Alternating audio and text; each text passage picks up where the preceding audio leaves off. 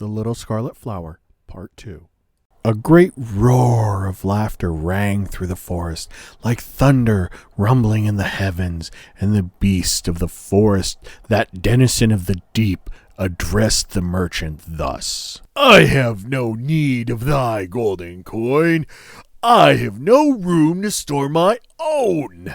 Ask no mercy of me. My loyal servants shall tear thee to pieces into little portions. There is but one way out.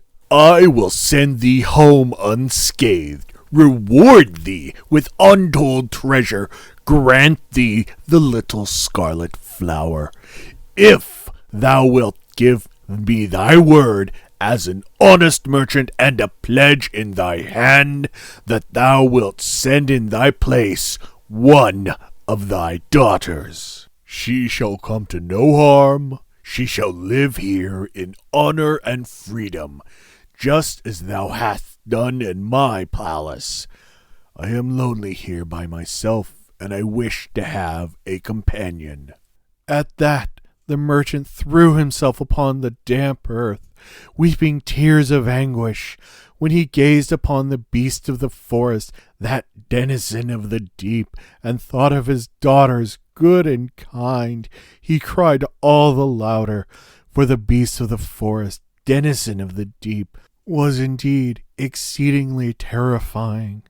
For a long time the honest merchant lay beating the ground and shedding tears, but presently he spoke in pitiful tones. "Honest sir, beast of the forest, denizen of the deep, but what if my daughters will not come to thee of their own free will? Should I bind them hand and foot and send them to thee by force?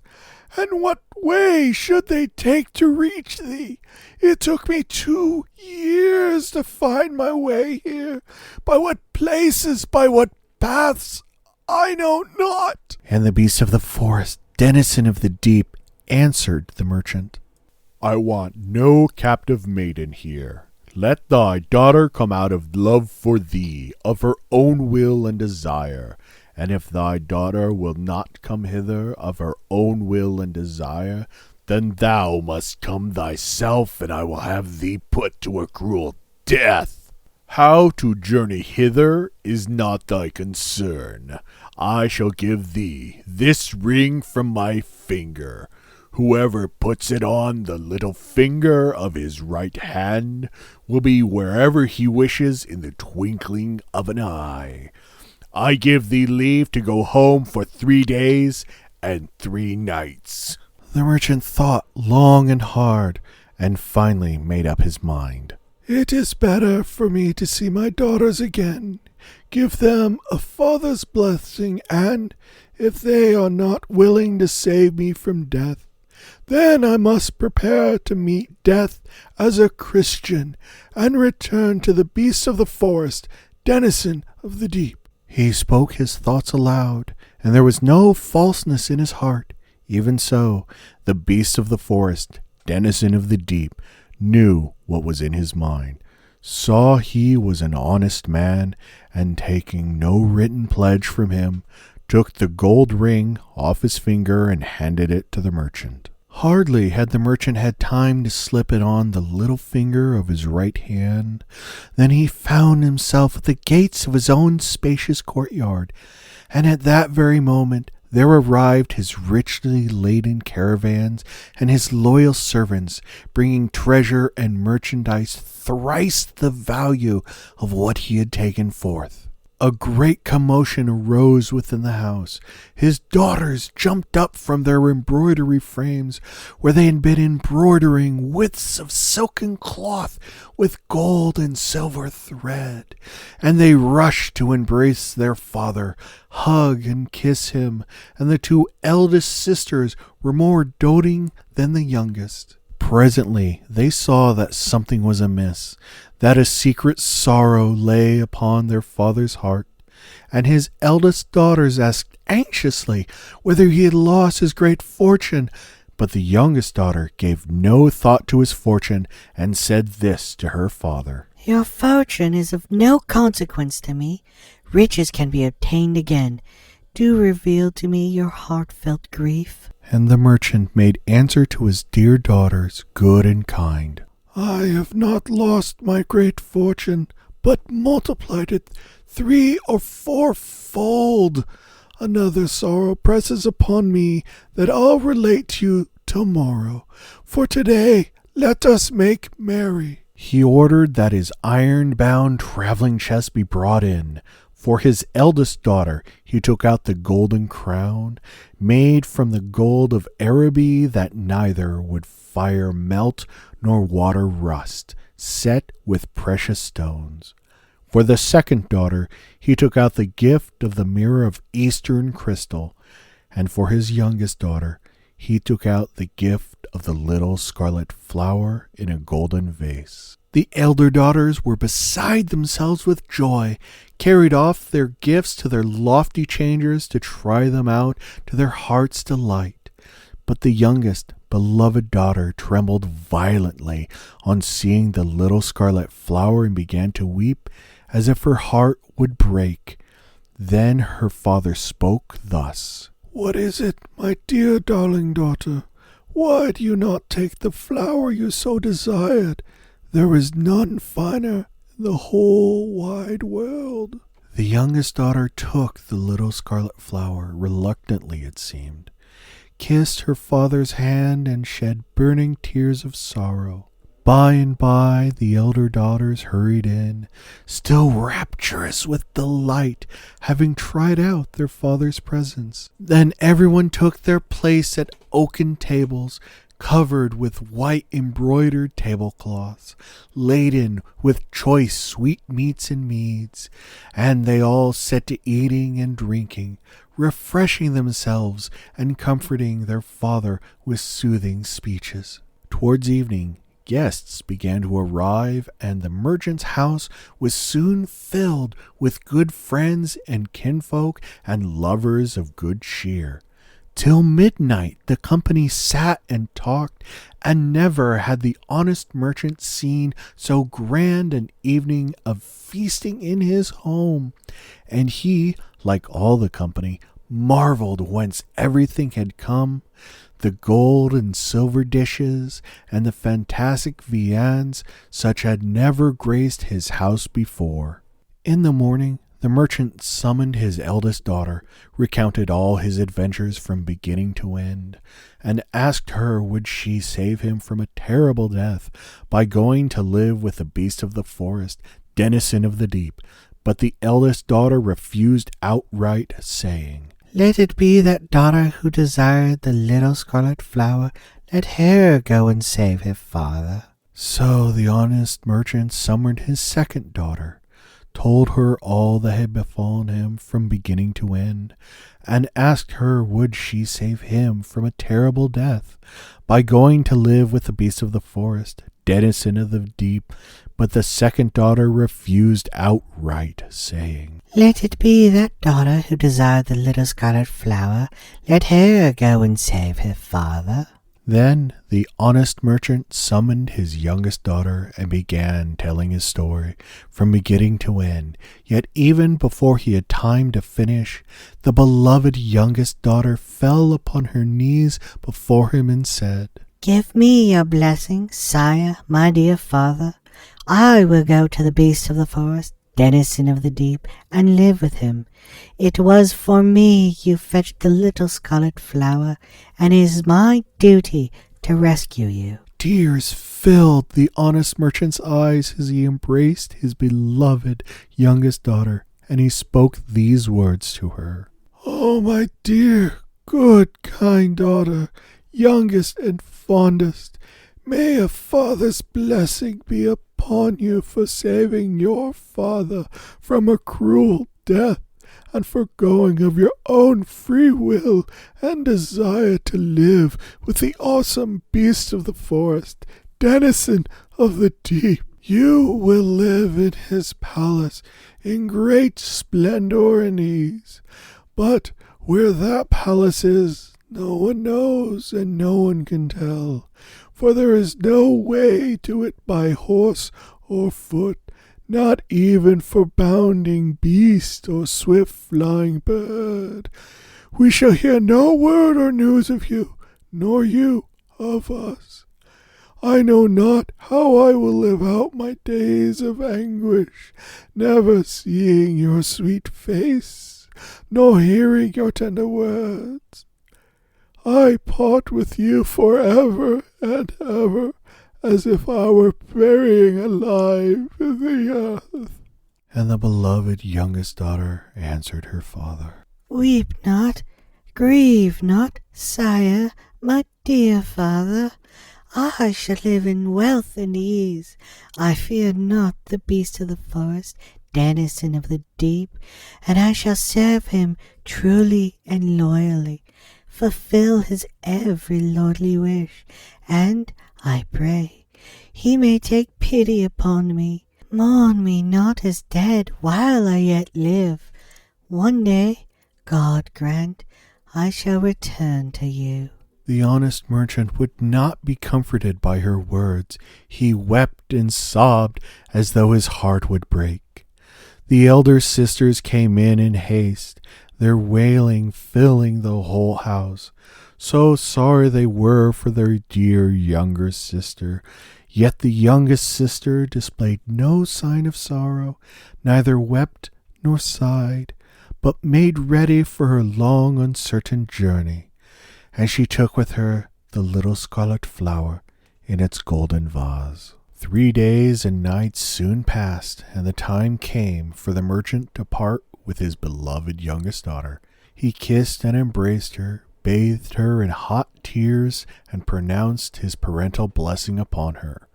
Then, taking from an iron-bound cask the ring of the beast of the forest, denizen of the deep, he put the ring on the little finger of his daughter's right hand, and she vanished in an instant with all her belongings. She found herself in the palace of the beast of the forest, denizen of the deep, in a high stone chamber. She was lying on a bed of carved gold with crystal feet. Under her was a mattress of swan's down, and over her a coverlet of gold brocade. It was as if she had lived there all her life, and lain down to sleep and awakened. Sweet music played, such as she had never heard before. She rose from the bed of down, and saw all her belongings, and the little scarlet flower in its golden vase there in the chamber, all set out on tables of green copper malachite. The chamber was richly furnished, with much finery and all kinds of wondrous things. There were chairs to sit on, couches to lay on, garments to wear, and mirrors to see herself in. One whole wall was a mirror, another was of gold, a third of silver, and the fourth of elephant and mammoth ivory, studded with precious gems. This must be my bedchamber, she thought to herself. Wishing to investigate the whole palace, she went forth to examine all the lofty chambers, and she walked for a long time, marveling at all the wonders that she saw. Each chamber was lovelier than the last, and all more beautiful than the honest merchant her dear father had described. Then, taking the dear little scarlet flower from its golden vase, she went out to the verdant gardens, where the birds sang her lovely songs, and the trees and bushes and flowers waved their little heads and seemed to bow before her. The fountains of water spouted higher, and the clear springs babbled louder as she approached. And she came upon the high place, the grassy mound on which the honest merchant had picked the little scarlet flower, more lovely than anything in the whole wide world. She took the little scarlet flower from its golden vase, wishing to plant it in its former place. But it flew from her hand and attached itself to its former stem, blossoming more resplendently than ever before. She was much amazed at this miracle of miracles, wonder of wonders, but was happy for her little scarlet flower of which she was so fond. Then she returned to her palace chambers and, in one of them, found a table set for her, and she thought to herself, "It appears the beast of the forest, denizen of the deep, is not angry, but will be to me a gracious master." No sooner had the thought entered her head than words of fire appeared on the wall of white marble. "I am not thy master, but thine obedient slave. Thou art the mistress, and I shall gladly fulfill thine every wish, thine every command." She read the words of fire, and then they vanished instantly from the wall of white marble as if they had never been. Then it came into her head to write a letter to her father and give him tidings of her. Hardly had the thought occurred to her than she saw a gold pen and ink-arid paper lying before her, and she wrote this letter to her dear father and her beloved sisters. Weep not for me, nor grieve, for I am living like a princess in the palace of the beast of the forest, denizen of the deep. I neither see nor hear him, but he writes to me in words of fire on a wall of white marble, and he knows my every thought and instantly fulfills my every wish. He calls me the mistress, and will not have me call him my lord. Sincerely had she written the letter and sealed it with a seal. Then the letter vanished from her hands in sight as if it had never been. The music began to play even more tunefully than before, as sweetmeats and mead appeared on the table in vessels of burnished gold. Though she had never in her life dined all by herself, she sat down cheerfully at the table, ate and drank and refreshed herself, enjoying the dulcet music. After dinner, having ate her fill, she lay down to rest, and the music grew softer and more distant that it might not disturb her slumbers. When she had slept, she rose with light heart, ready to walk in the gardens once more, for before dinner she had not managed to see more than half of them, or to behold all the wonders they contained. All the trees, bushes, and flowers bent down before her, and the ripe fruit, pears and peaches and juicy apples, tempted her to taste them. After walking for some time, till evening was nigh, she returned to her lofty chambers, and there she saw a table laid with all manner of sweetmeats and meats, all most excellent. After supper, she went back to the chamber of white marble, where she had read the words of fire on the wall, and again she saw words inscribed themselves on the very same wall. "Is my mistress pleased with her gardens and chambers, with the hospitality and attention?" And the merchant's lovely young daughter answered in a happy voice, Call me not thy mistress, be thou forever my good master, kind and gracious. I shall never disobey thy will, and I thank thee for all thy hospitality. Nowhere in the whole wide world are there such magnificent, lofty changes and verdant gardens. Why then should I not be pleased? Never in my life have I seen such wonders. I still cannot believe it is all true. But there is one thing. I fear to sleep alone. Nowhere in thy lofty chambers is there a living soul but me. And these words of fire echoed upon the wall. "Have no fear, my lovely mistress, nor shalt thou sleep alone, for thy handmaiden, loyal and true, awaits thee now. Many human souls dwell within these chambers, only thou dost not see or hear them. They all watch over thee, as I do, day and night. We shall not suffer the wind to blow on thee, or a speck of dust to settle on thee." Then the merchant's lovely young daughter went off to her bedchamber, and there she found her handmaiden, loyal and true, standing at her bed. The girl was half dead with fright, but rejoiced to see her mistress, kissed her lily-white hands, and embraced her dainty feet. Her mistress, too, was pleased to see her and sat questioning her about her own dear father, her elder sisters, and about her other maids and servants. And then she herself began to describe her own adventures. Thus it was that the merchant's lovely daughter came to live and prosper in her new home. Each day, new expensive robes were laid out for her, such priceless finery that words cannot describe or a pen depict. End of part 2.